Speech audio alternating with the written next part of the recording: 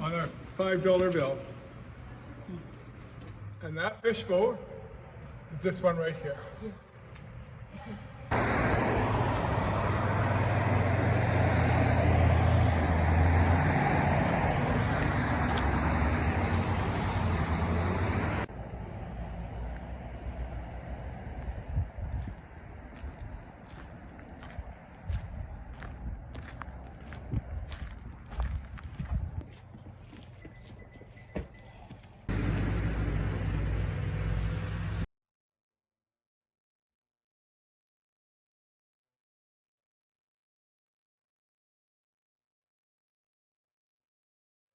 The packing companies in those days owned the boats, they owned the nets, they supplied the fuel, they bought the fish, and they owned the canneries.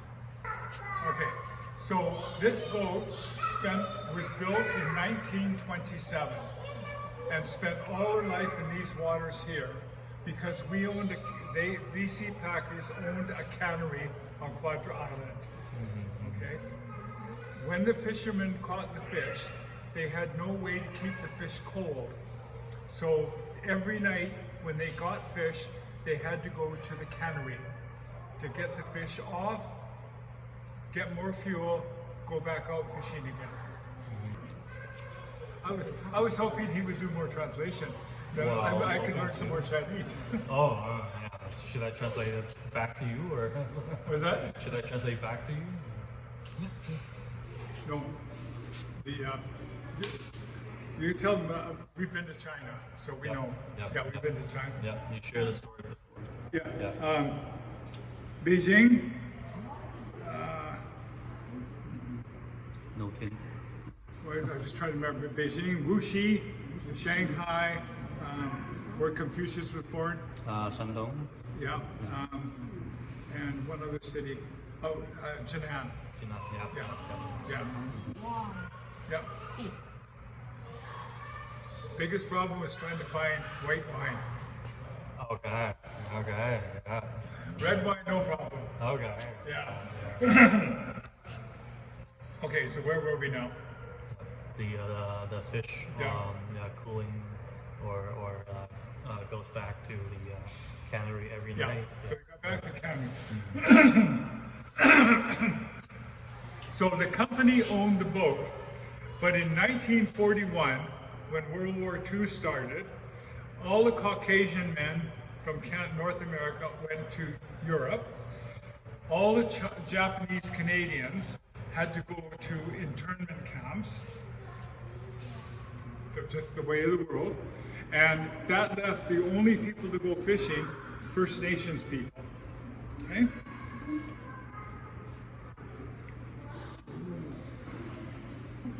Okay, so the first captain of this boat of First Nations was a man by the name of Harry Assu, A-S-S-U.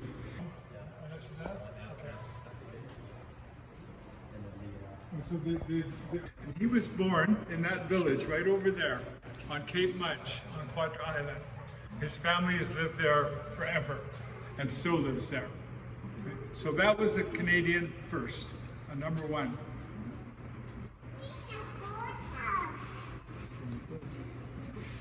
So in 1948, he bought the boat, which was another big Canadian first, because first time. In 1958, they were fishing for sockeye, north of Camberry River, a place called Ripple Point. Now, Max said you know about Ripple Rock? Ripple Rock? Right, okay. They were fishing for sockeye. Okay, sockeye, 5 salmon, coho, pink, chum, sockeye, spring, chinook. Lots and lots and lots of sockeye. Okay? So many sockeye, newspapers send out photographers to take pictures. One was a man from Toronto by the name of George Hunter. Okay, George came, took lots of pictures, no problem. middle 60s, Canada wanted to change our money. Now we change our money every 10 or 15 years. We don't like to say the same. We want to change. Okay? So we wanted to have what was called Scenes of Canada, pictures of Canada. So the government had an open competition. People sent in pictures, scenes of Canada. So certain ones were selected. One was a picture of a fish boat.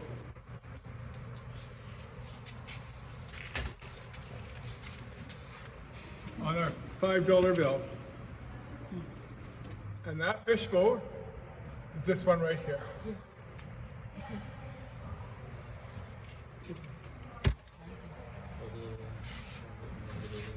And that's what our money looked like in those days. And this is our $5 bills. So in 1935, we went to blue.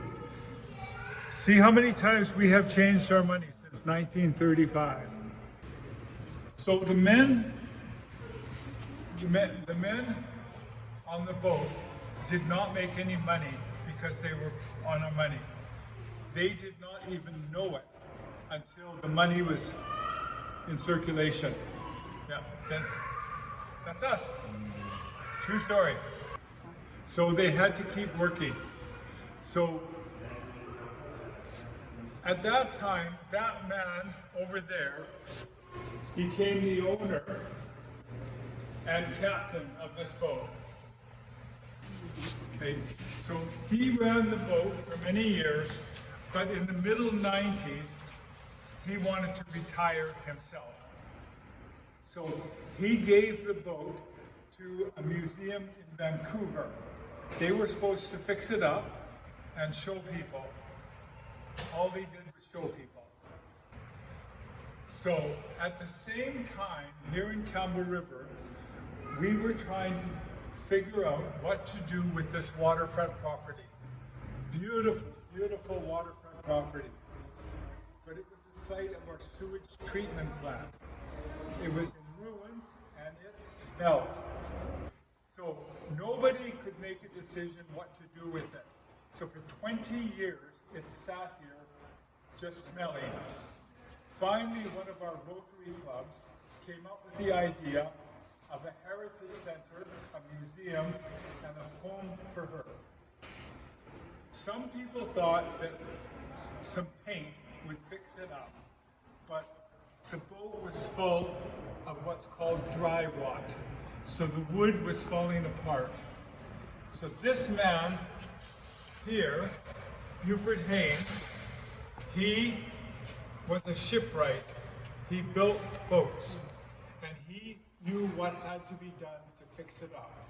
Did they or they just No, we're going to talk about that in a second. They rebuilt it. Oh. Yeah. And specifically, like which part of the room does this one come from? It was all through the boat. All through the boat. Everywhere. Yeah. Everywhere. Dry rot is a fungus that eats wood, and it needs darkness, salt water, and air. Darkness, salt water, and air. And it is a fungus that grows. Darkness, fungus, Darkness, salt water, and air. and air. This happened over 70 years. So Buford, he got these men to volunteer to help him fix up the boat. Okay. In 1927, it took 3 months to build that boat. In 2002, it took these men 3.5 years to rebuild it. Okay. Dry rot.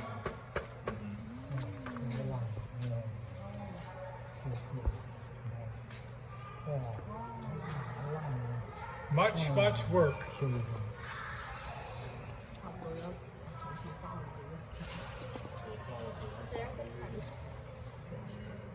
all the work to rebuild the boat done here, right here.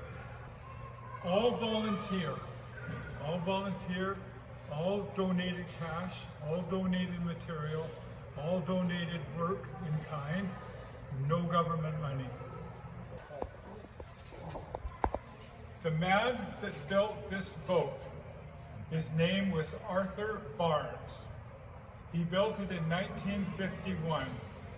When he built it, he only had one hand and totally blind, no eyes. He built it all by himself. Is this the real boat or just a model? No, this is a real boat, but it's been rebuilt. Oh, It's the same people that did this, rebuilt. okay. But this is the boat he built. Okay. That is what we call a Tai-E. Okay, a Tai-E is a spring salmon, a Chinook salmon. In China, what would you call it? Good question. Good question? Good question. Okay, that's a Chinook, a spring, or a good question. Yeah, okay. That's a salmon. Tai-E salmon are that weigh more than 15 kilos, 30 pounds. In kilos? How much in kilos? 15. 15.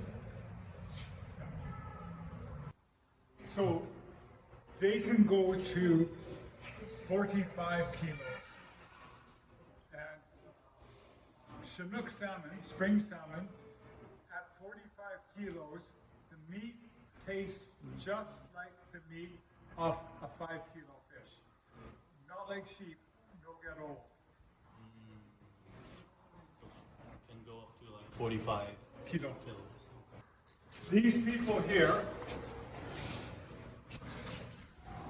here have all caught one like that, and they belong to this club called the Tai-E Club, which is just Camberry River people. What's the way to be qualified to be a member? Okay. Number one, have to catch from a rowboat, light tackle, 10 kilo test line, so that the line breaks at 10 kilo. So 25 kilo fish. So you have to be very careful how you catch the fish, how you bring it in. A hook with no barb, so it comes out easy. Okay, and you're trying to catch a fish that has fresh water in its mouth, so therefore it's not eating food, just wants to go make babies. Oh, okay. Yeah. You good? Yeah. And they know all about Ripple Rock. Yep. They do. Good. I don't have to tell out that story. Yeah. Just like you can just like show them the pictures or them on the maps or if you're very quick. Okay. So, there's Campbell River. Okay. There's Vancouver. There's China. Okay. All ships come up here. Go through here. That water right there. Discovery Passage. Okay? Yeah. Yeah. Okay. And right there, Seymour Narrows. That's where Ripple Rock was. How much dynamite? 15 million kilos. 15 million for the explosion. Yeah. Explosive 15 million kilos. of the TNT. Yeah. Boom. Big boom. Big boom. Okay. We'll go upstairs? Yep. Okay. You go upstairs. Only that Ripple Rock where the Ripple Rock was, and then they make the explosion, and there's no other house there. No. Water's still very, very fast. Always have to be careful because water goes very quickly. So, she is a seine boat. Seine. Right? Seining is a type of fishing using a big net. Okay, so the net there, that net, which is better, meters or feet? Meters. That net, 400 meters by 50 meters. 450. See, I'm bilingual. I can talk meters or feet.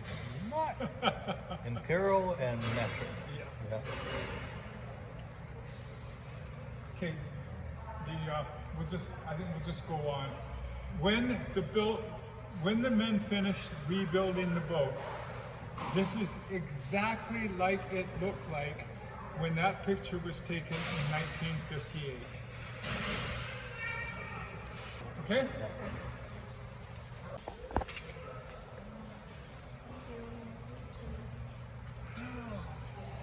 Just whoever's last, just pull the gate close. Okay. Yeah. Watch your steps.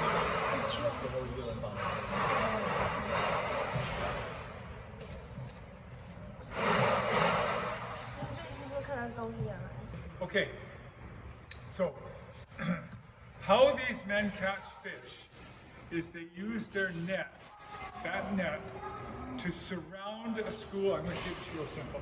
To surround a school of fish.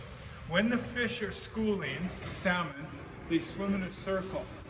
Okay, and that circle makes disturbance on the water. So the captain looks down and could see that and wants to use the net to go around the school of fish. Okay, so fish, yep, and then whoa, around like that. Yep, and so down to the bottom there, pull the ropes, ties up the bottom. Just there. So now, have to get the net back up. In the olden days, later on, pulls the boat, and after that, a drum, big machine. So like older days, like this machine was not original. No, Was like olden days, yeah. hand over hand. Yeah, and later on, so Later on, machine, and now we have a drum. That's for catching halibut. original to this one or this. Okay, so with halibut, that line is 400 meters long. All these hooks on it.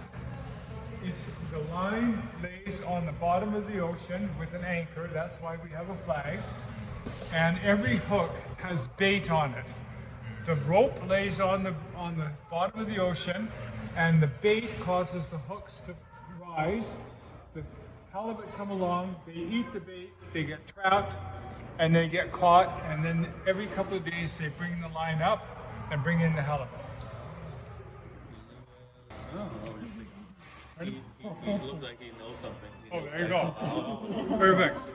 Okay, so the net that's cork.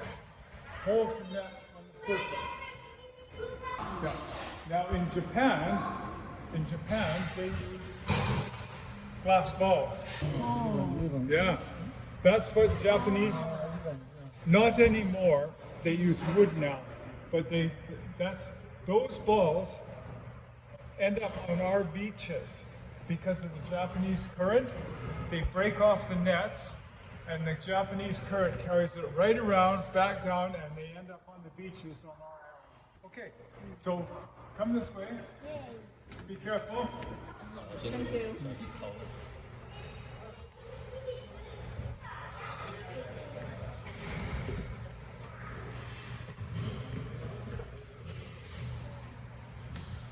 小船，哇，小船，哦，这里面，哦，这是 6 people on boat. 6 people. 1, 2, 3, 4, 5, 6. 那总共一艘 All, 船， all 6 people. So cook, stove, all yeah. Cook is first person up, last person to bed. They fish all day long, as long as it's light. Good. Okay. So men working all day, come in, have a bite to eat, go back out work. Cook, if he's not busy here, he goes out to work too. Always something to do on a boat. Okay, so we go downstairs. So ladder, handle, my head. Okay, face it. So 4 bunks, there. Engine room, fuel tanks for motor, and behind there where fish go. Where are the rest 2 people? Where did it say? Upstairs. Upstairs. Yeah. So this is a Vivian. Do they still have that? No. No, old motor. This motor put in boat in 1935, taken out, replaced in 1991. So for 56 years, it powered this boat. Yeah. Very hot, very noisy, very smelly. Yeah. So, but at nighttime, all crew, all the men slept at the same time. So motor not on, only hot and smelly. Yeah. Good. And one other motor, small motor, compressed air to start this, a generator for batteries, and a bilge pump because wooden boats always leak. Okay, so we'll go upstairs and go to the front. Okay. Very friendly to me as well. The what? It's very friendly to me, that kind of picture. 7. She had a compass, a wheel, a barometer, and a clock. That's it. No computers. Today, all computers up front.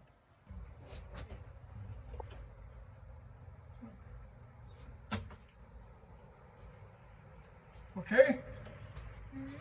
Okay.